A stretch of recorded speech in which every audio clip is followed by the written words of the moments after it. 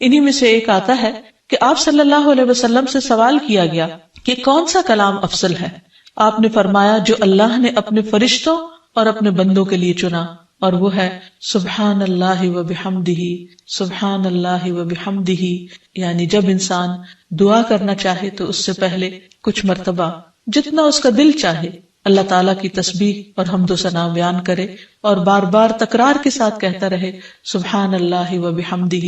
اس کے بعد درود شریف پڑھے جتنی دیر پڑھنا چاہے، اور پھر اس کے بعد اپنی حاجت اللہ سبحانہ وتعالیٰ کے سامنے رکھے تو انشاءاللہ اس کی پریشانی دور ہوگی.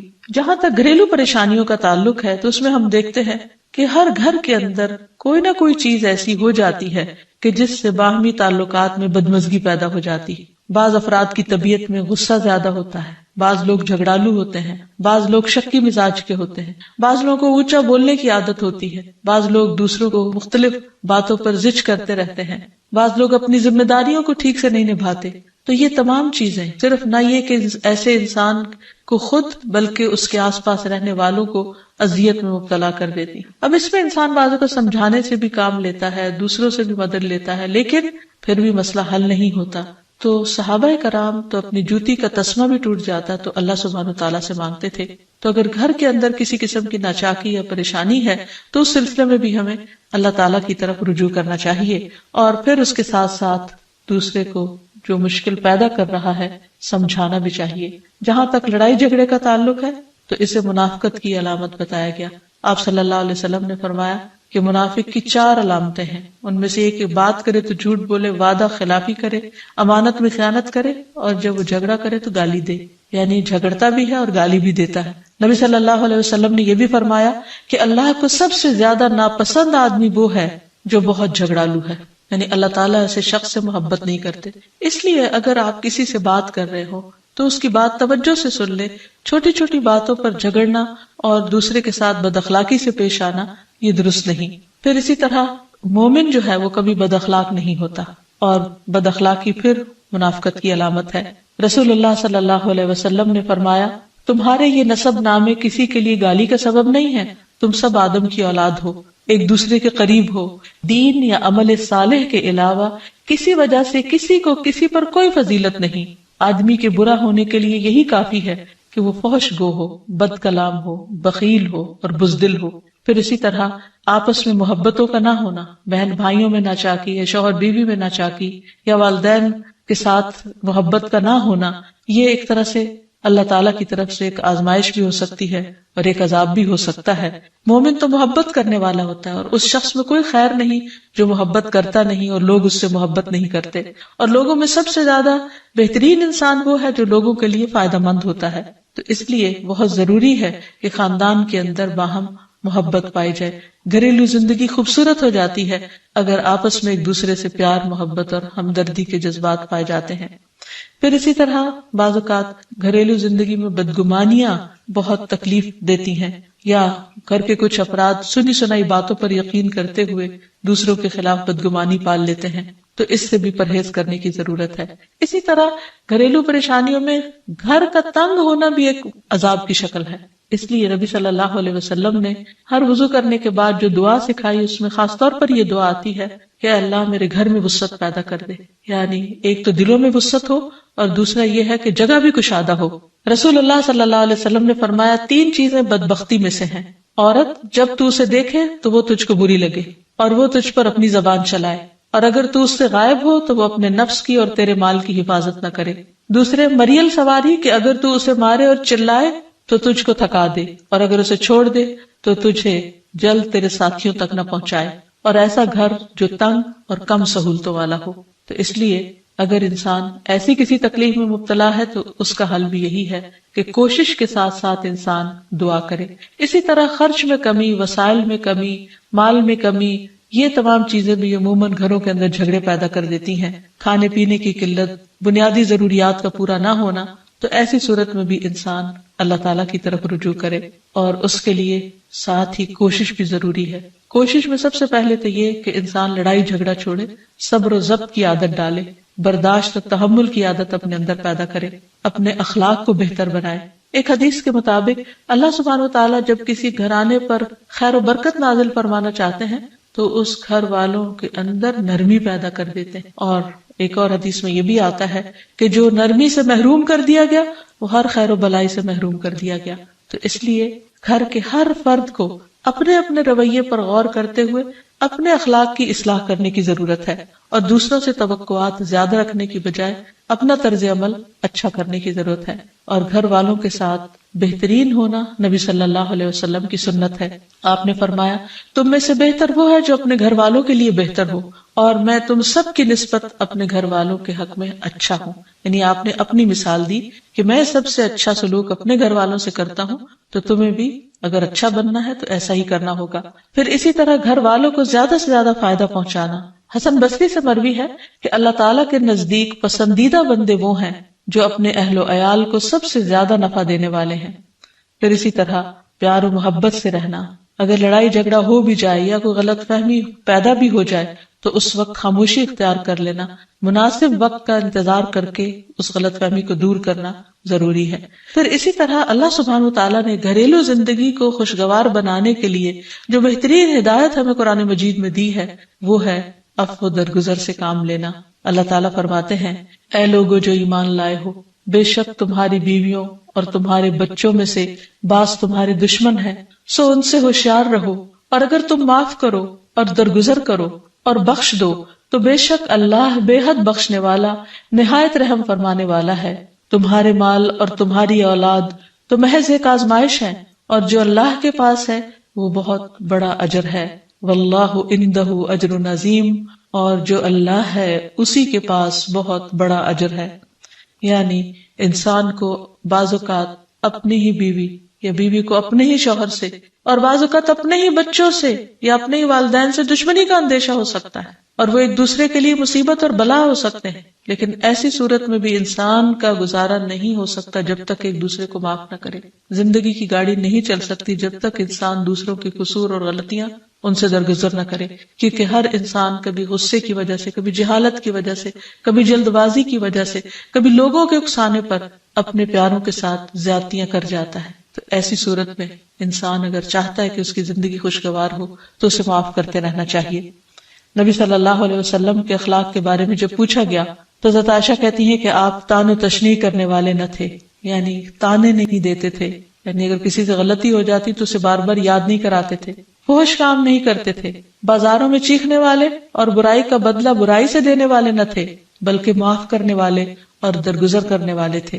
اور حقیقت یہ ہے کہ جو جس کے جتنا قریب ہوتا ہے، جیسے گھر والے ہیں، اس کی غلطیاں اور اس کی کمزوریاں زیادہ سامنے آتی ہیں، اور پھر وہ ریپیٹڈلی سامنے آتی ہیں، بار بار سامنے آتی ہیں. تو ایسی صورت میں معاف کرنا بھی مشکل لگتا ہے، لیکن پھر بھی معاف کیے بغیر گزارا نہیں. پھر اسی طرح یہ ہے کہ انسان اگر ہمیشہ دوسروں کا حق ادا کرنے کی فکر کرے تو اس سے بھی بہت سے جھگڑے ختم ہو جاتے ہیں. شوہر اگر بیوی کو حق دینے والا ہو، بیوی خوشی سے شوہر کا حق دینے والی ہو، بہن بھائی ایک دوسرے کے اوپر قربانی کرنے والے یعنی ایثار کرنے والے ہوں، تو ایسی صورت میں گھر کا ماحول بہت خوشگوار ہو سکتا ہے. عورت کے بارے میں فرمایا نبی صلی اللہ علیہ وسلم نے کہ عورت اس وقت تک ایمان کی حلاوت نہیں پا سکتی جب تک کہ وہ اپنے شوہر کا حق ادا نہیں کرتی. اسی طرح شوہر کے لیے نبی صلی اللہ علیہ وسلم کا یہ اسوہ حسنہ بہترین ہے کہ آپ صلی اللہ علیہ وسلم اپنے گھر ہوتے ہوئے اپنے گھر والوں کے کام کاج میں ہاتھ بٹایا کرتے تھے، ان کی خدمت کیا کرتے تھے. جب نماز کا وقت ہوتا تو فوراً نماز کے لیے تشریف لے جاتے. آپ اپنے چھوٹے چھوٹے کام خود کر لیا کرتے تھے. یعنی اس سے بھی یہ پتہ چلتا ہے کہ خوشگوار گھریلو تعلقات میں دوسرے پر بوجھ نہ بننا ایک بہت اہم نقطہ ہے.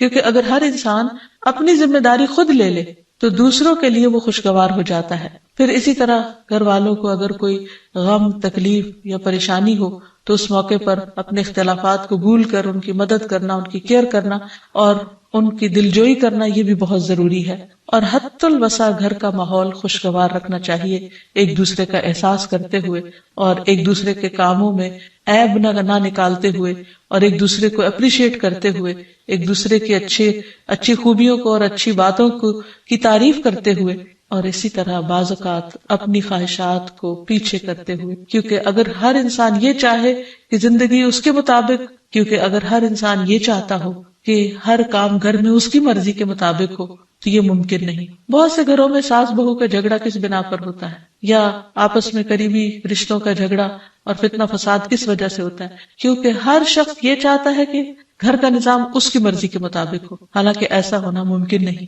تو اس لیے ہر انسان کو اپنی رائے بھی دینی چاہیے، لیکن دوسروں کی رائے کا بھی احترام کرنا چاہیے. اپنی ضرورت بھی پوری کرنی چاہیے، لیکن اس کے ساتھ ساتھ دوسروں کی ضروریات کا بھی خیال کرنا چاہیے.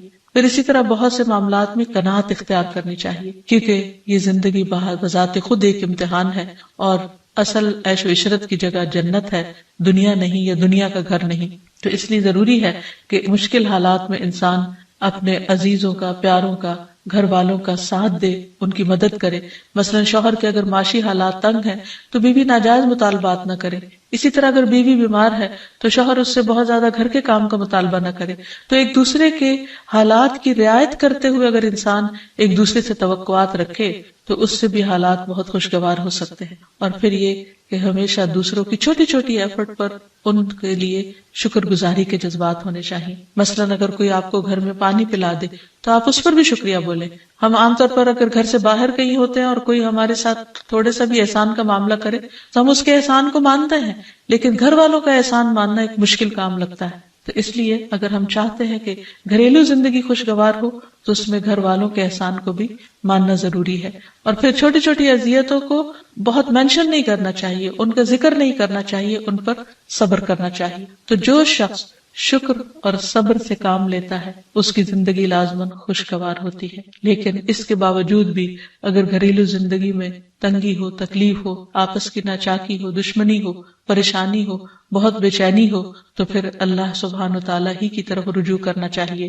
کیونکہ قرآن مجید میں آتا ہے وَإِن يُرِدْكَ بِخَيْرٍ فَلَا رَادَّ لِفَضْلِهِ يُصِيبُ بِهِ مَن يَشَاءُ مِنْ عِبَادِهِ وَهُوَ الْغَفُورُ الرَّحِيمُ. اور اگر اللہ تمہیں کوئی تکلیف پہنچانا چاہے تو اس کے سوا کوئی اسے دور کرنے والا نہیں، اور تجھ سے کوئی بھلائی کرنا چاہے تو کوئی اسے ٹالنے والا نہیں.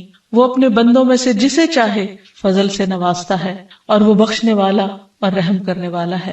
تو اس لیے چھوٹی چھوٹی تکلیفوں پر بھی فوراً اللہ کا ذکر، اللہ کی یاد، اللہ کی تسبیح انسان کے دل کو سکون بخشتے. اور نبی صلی اللہ علیہ وسلم نے خصوصاً اپنی پیاری بیٹی فاطمہ رضی اللہ تعالی عنہا کو جب وہ گھر کے کام کاج کر کے تھک جاتی تھی، کیونکہ اپنے ہاتھ سے چکی پیستی، اپنے ہاتھ سے آٹا گوندتی، اپنے ہاتھ سے اپنے گھر کے کام کاج کرتی، بچوں کو لک آفٹر کرتی، تو بہت تھک جاتی تھی. اور اسی تھکاوٹ کی وجہ سے انہوں نے ایک دفعہ نبی صلی اللہ علیہ وسلم کے پاس جب کچھ قیدی آئے تو خادم کا مطالبہ کیا، لیکن آپ صلی اللہ علیہ وسلم نے ان کو خادم دینے کی بجائے یہ تسبیحات سکھائیں اور فرمایا کہ جب تم اپنے بستر پر جانے لگو تو 33 بار سبحان اللہ، 33 بار الحمدللہ اور 34 بار اللہ اکبر پڑھ لیا کرو. اور اسی لیے یہ تسبیحات فاطمہ کے نام سے بھی معروف ہیں.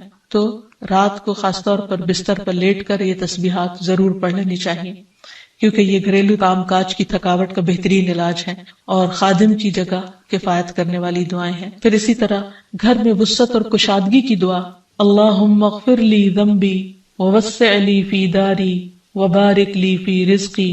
اے اللہ میرے گناہ معاف کر دے، میرے گھر میں وسعت پیدا کر دے اور میرے رزق میں برکت عطا کر دے. پھر اسی طرح چھوٹی چھوٹی پریشانیوں کے سلسلے میں مثلا بچے کو چوٹ لگ گئی یا اچانک کسی وبائی مرض کا کوئی شکار ہو گیا تو علاج معالجے کے ساتھ ساتھ دعا کرنا ضروری ہے. مثلا گھر والوں میں سے اچانک کسی کو کوئی ایسی بیماری آ گئی، کوئی سٹروک ہو گیا یا ہارٹ اٹیک ہو گیا تو سارے گھر والے پینک ہو جاتے ہیں. ایسی صورت میں پریشانی کا صرف اظہار کرتے رہنے سے اور غمگین رہنے سے مریض کی مدد نہیں کی جا سکتی. تو اس موقع پر اللہ تعالیٰ سے دعا کرنی چاہیے. اور ایک بہت خوبصورت دعا جو نبی صلی اللہ علیہ وسلم نے حضرت اسماء بنت امیس کو سکھائی تھی کہ آپ نے فرمایا کیا میں تمہیں ایسے کلمات نہ سکھاؤں جن کو تم پریشانی کے وقت پڑھا کرو، اور وہ کلمات ہیں اللہ اللہ ربی لا اشرک بہ شیئا. اللہ ہی میرا رب ہے، میں اس کے ساتھ کسی چیز کو شریک نہیں بناتی. اور آخر میں یہ کہ گھر والوں کی باہمی محبت اور الفت اور تعلقات کی بہتری کی دعا کرنی چاہیے جو پیارے نبی صلی اللہ علیہ وسلم نے ہمیں سکھائی ہے.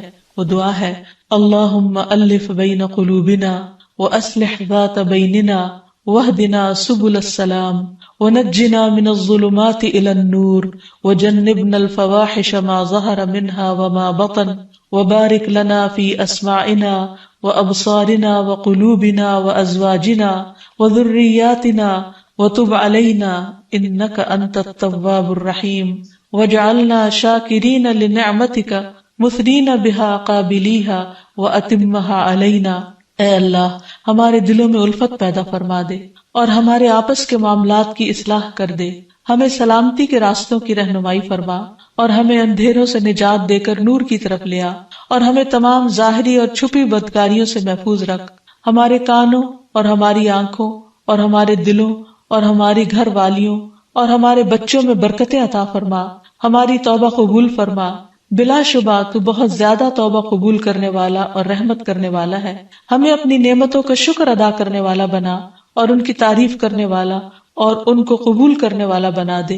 ان نعمتوں کو ہم پر کامل فرما دے، یعنی ان نعمتوں کو ہم پر تمام کر دے۔ تو کس قدر جامع اور خوبصورت دعا ہے جو نبی صلی اللہ علیہ وسلم نے ہمیں سکھائی۔ گھریلو زندگی کو خوشگوار بنانے کے لیے ان دعاؤں کو پڑھتے رہنا چاہیے، یاد کر لینا چاہیے، قبولیت کے مواقع پر پڑھنا چاہیے۔ اگر زبانی یاد نہ بھی ہو تو دیکھ کر پڑھ لینا چاہیے، اور اگر ان کا ترجمہ نہ آتا ہو تو اردو میں پڑھنے میں بھی کوئی حرج نہیں، لیکن اللہ تعالیٰ سے مانگتے رہیے کیونکہ ساری مشکلات کا حل صرف۔ عن ابی موسیٰ عن النبی صلی اللہ علیہ وسلم قال مثل البیت الذی یذکر اللہ فیہ والبیت الذی لا یذکر اللہ فیہ مثل الحی والمیت، رواہ مسلم۔ سیدنا ابو موسیٰ رضی اللہ عنہ سے روایت ہے، نبی صلی اللہ علیہ وسلم نے فرمایا، جس گھر میں اللہ تعالیٰ کا ذکر کیا جاتا ہے اور جس گھر میں اللہ تعالیٰ کا ذکر نہیں کیا جاتا وہ زندہ اور مردہ کی مثل ہے۔ اللہ کے بندے، اللہ سے محبت کرنے والے ہر حال میں اللہ کو یاد کرتے رہتے ہیں، خواہ وہ اپنے گھر میں ہو یا گھر سے باہر۔ الذین یذکرون اللہ قیاما وقعودا وعلی جنوبہم، وہ جو اللہ کا ذکر کرتے ہیں کھڑے، بیٹھے اور لیٹے۔ ایسے لوگ دنیا کے کسی بھی حصے میں ہوں، کوئی بھی کام کر رہے ہوں، ان کے دلوں میں اللہ کی یاد سمائی ہوئی ہوتی ہے۔ ان کے دلوں میں اللہ کی یاد صرف مسجد کی حد تک یا کسی خاص جگہ سے ہی مخصوص نہیں ہوتی، بلکہ وہ اپنے گھروں میں بھی اللہ کو یاد کرتے ہیں۔ اس حدیث کے مطابق وہ گھر جن میں اللہ کا نام بلند ہوتا ہے، جس میں ذکر کیا جاتا ہے، وہ اس شخص کی طرح ہے جو زندہ ہو۔ اس کی مثال ایک زندہ انسان کی سی ہے۔ اس کے برعکس وہ گھر جس میں اللہ کا نام نہ لیا جاتا ہو، اللہ کا ذکر بلند نہ ہوتا ہو، اس گھر کی مثال ایک مردہ کی سی ہے۔ اور آپ سب جانتے ہیں کہ زندہ اور مردہ برابر نہیں ہوا کرتے۔ لا يستوي الاحیاء ولا الاموات، زندہ اور مردہ برابر نہیں، دونوں میں بہت بڑا فرق ہے۔ اسی طرح ان دو گھروں میں بھی بہت فرق ہے، جن میں سے ایک میں اللہ کی یاد بلند ہو، اللہ کا نام بلند ہو، اور دوسرے وہ جس میں اللہ تعالیٰ کو یاد کرنے والا کوئی نہ ہو۔ قرآن پاک میں اللہ سبحانہ و تعالیٰ کو یاد کرنے والوں کی صفت یہ بتائی گئی ہے کہ رجال لا تلہیہم تجارت ولا بیع عن ذکر اللہ، وہ ایسے لوگ ہیں جنہیں تجارت اور خرید و فروخت اللہ کی یاد سے غافل نہیں کرتی، یعنی عین دنیا کے اندر رہتے ہوئے بھی وہ اللہ کو یاد کرتے رہتے ہیں۔ وَإِقَامِ الصَّلَاةِ وَإِيتَاءِ الزَّكَاةِ، نماز قائم کرنے اور زکوٰۃ کی ادائیگی سے کوئی چیز انہیں منع نہیں کرتی، مانے نہیں ہوتی۔ اور وہ یہ کیوں کرتے ہیں؟ یعنی اللہ کو یاد کیوں کرتے رہتے ہیں اور اپنے فرائض کی ادائیگی میں سرگرم کیوں رہتے ہیں؟ یخافون یوما تتقلب فیہ القلوب والابصار، وہ اس دن سے ڈرتے ہیں جس دن دل اور نگاہیں الٹ پلٹ ہو جائیں گی، یعنی قیامت کا خوف ہے ان کے دل کے اندر، اور اس کے ساتھ ساتھ اللہ کے فضل کے امیدوار بھی ہیں۔ لیجزیہم اللہ احسن ما عملوا ویزیدہم من فضلہ، تاکہ اللہ ان کو بدلہ دے ان کے اچھے اعمال کا جو انہوں نے کیے، اور اپنے فضل سے زیادہ بھی نوازے۔ واللہ یرزق من یشاء بغیر حساب، اور اللہ اپنے رزق میں سے جسے چاہتا ہے بے حساب عطا کر دیتا ہے۔ تو بات یہ ہے کہ جو دل خوف اور امید کے درمیان ہوتے ہیں وہ دل اللہ کی یاد سے معمور ہوتے ہیں، اور جن لوگوں کے دل اللہ کی یاد سے معمور ہوتے ہیں ان کے گھر بھی اللہ کی یاد سے معمور ہوتے ہیں۔ عام طور پر گھروں میں دو طرح سے ذکر ہوتا ہے، ایک انفرادی ذکر اور ایک اجتماعی ذکر۔ انفرادی ذکر میں نماز پڑھنا، قرآن کی تلاوت اور اسی طرح چلتے پھرتے، اٹھتے بیٹھتے، گھر کے کام کاج کرتے، لیٹتے جاگتے، چلتے پھرتے اللہ کو یاد کرتے رہنا، خصوصاً وہ مسنون اذکار جو رسول اللہ صلی اللہ علیہ وسلم سے وارد ہیں۔ اور دوسری قسم اجتماعی ذکر کی ہے کہ کسی ایک گھر میں مختلف لوگ جمع ہو کر یا اہل خانہ ہی جمع ہو کر اکٹھے بیٹھ کر اللہ کو یاد کریں، اور اس سے مراد کسی خاص قسم کا وظیفے کا ورد ہی نہیں بلکہ اللہ تعالیٰ کی یاد کے مختلف طریقے ہو سکتے ہیں۔